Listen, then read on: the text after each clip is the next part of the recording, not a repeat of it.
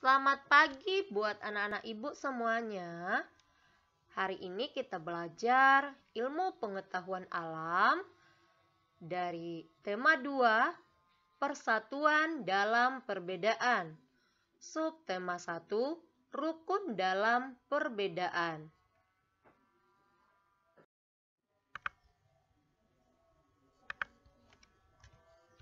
Ciri-ciri tumbuhan dan habitat. Adaptasi adalah kemampuan makhluk hidup menyesuaikan dari lingkungannya. Dan berikut ini contoh habitat dan adaptasi beberapa tumbuhan. 1. Kaktus. Perhatikan gambar kaktus. Kaktus biasanya hidup di daerah yang kering atau kekurangan air. Kaktus memiliki daun berbentuk duri, berguna untuk mengurangi penguapan. Batang berlapis lilin berguna untuk menyimpan cadangan air. Dan akar yang panjang berguna untuk mencari air di dalam tanah. Yang kedua, eceng gondok. Ini gambar eceng gondok.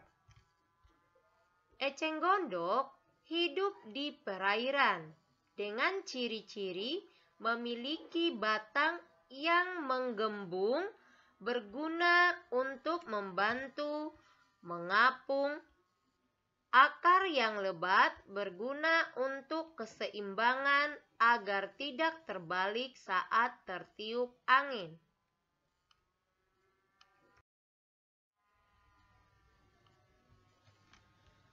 Ketiga, kantong semar.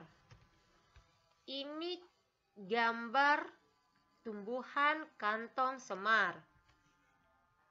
Kantong semar mempunyai cairan berbau khas yang berguna menarik perhatian serangga. Selain itu, kantong semar juga memiliki kantong yang licin berisi air sehingga serangga bisa tergelincir ke dalam kantong tersebut. Setelah itu, serangga dimangsa atau dicernanya untuk memenuhi kebutuhan nitrogen. Yang keempat, teratai. Perhatikan gambar teratai. Teratai ini merupakan tanaman teratai, adalah salah satu tumbuhan air yang banyak di atas kolam, danau, dan sungai. Ciri-ciri daun berukuran lebar dan tipis. Fungsinya untuk memudahkan tanaman mengapung di permukaan air. Habitat tumbuhan dan cara tumbuhan melindungi diri. A. Tumbuhan dan habitatnya. Nah, perhatikan gambar berikut. Apakah kamu pernah melihat pohon bakau? Pohon bakau merupakan tumbuhan yang hidup di pesisir pantai. Tumbuhan ini memiliki akar tunjang yang tumbuh menyembul dari batang bawah. Akar ini sangat kuat dan berfungsi untuk menahan hempasan angin atau ombak. Selain itu, tumbuhan ini memiliki akar napas atau disebut akar yang muncul di permukaan air. Akar ini bertujuan untuk mengambil udara karena kandungan oksigen dalam perairan berlumpur sangat sedikit. Jadi, ciri khusus yang dimiliki pohon bakau yaitu berakar tunjang dan berakar napas. Pohon bakau dapat bertahan hidup di lingkungannya dikarenakan kedua akar ini. Penyesuaian pohon bakau terhadap lingkungan inilah yang sering disebut sebagai adaptasi. Adaptasi merupakan ciri-ciri khusus yang dimiliki tumbuhan untuk hidup pada lingkungan tertentu. Berdasarkan habitatnya, jenis-jenis tumbuhan terbagi menjadi 3, yaitu hidrofit, higrofit, dan xerofit.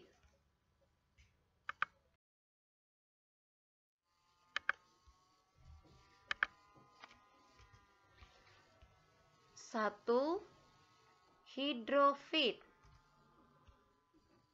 Tahukah kamu tumbuhan hidrofit itu? Tumbuhan hidrofit merupakan tumbuhan yang hidup di air. Contoh, tumbuhan eceng gondok. Ini gambar tumbuhan eceng gondok. Tumbuhan hidrofit mempunyai ciri-ciri khusus sebagai berikut. 1. Memiliki akarnya berada di air.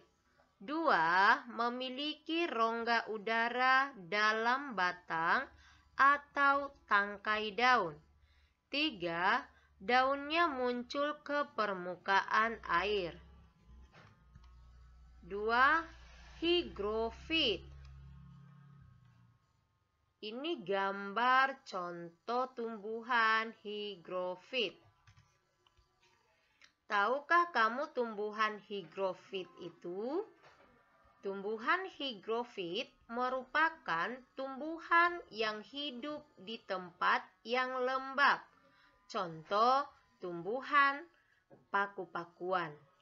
Tumbuhan higrofit mempunyai ciri-ciri khusus sebagai berikut.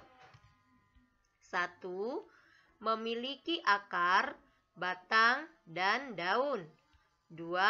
Batang pada umumnya tidak tampak karena terdapat di dalam tanah. 3. Daunnya lebar dan tipis.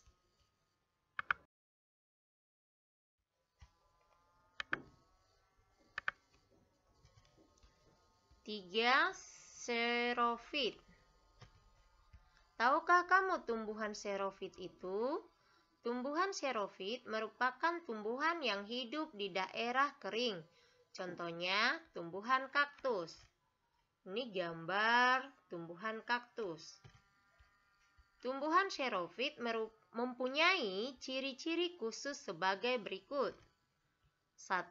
Memiliki daun tebal, sempit, kadang-kadang berubah bentuk menjadi bentuk duri, sisik, atau bahkan tidak mempunyai daun. 2. Batangnya tebal dan tersusun atas jaringan untuk menyimpan air. 3. Memiliki akar yang panjang.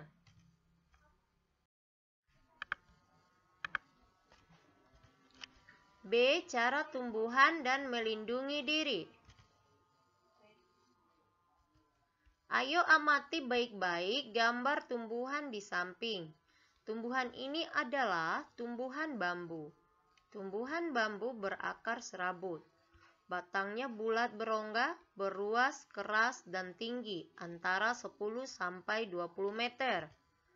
Tumbuhan bambu memiliki rambut-rambut halus yang menempel pada batangnya. Bila tersentuh kulit kita, rambut-rambut halus tersebut dapat menyebabkan rasa gatal-gatal. Begitulah cara tumbuhan bambu melindungi diri. Cara tumbuhan melindungi diri sesuai dengan bentuk dan bagian-bagiannya. Selain itu, cara melindungi diri sesuai dengan sifat-sifat dari tumbuhan itu sendiri.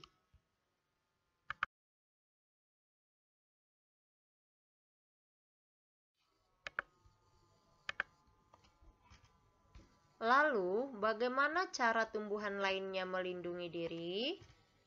Perhatikan contoh-contoh berikut dengan seksama. 1. Tumbuhan yang melindungi diri dengan duri, yaitu tumbuhan kaktus, durian, putri malu, salak, dan mawar. 2. Tumbuhan yang melindungi diri dengan getah, yaitu pohon nangka, karet, dan kamboja. 3. Tumbuhan yang melindungi diri dengan racun, yaitu tumbuhan jarak, kecubung, dan beberapa umbi-umbian, yaitu singkong, karet, dan gadung. 4. Tumbuhan yang melindungi diri dengan bentuk daunnya yang memanjang dan tajam, yaitu tumbuhan nanas. Nah, demikian materi kita untuk hari ini.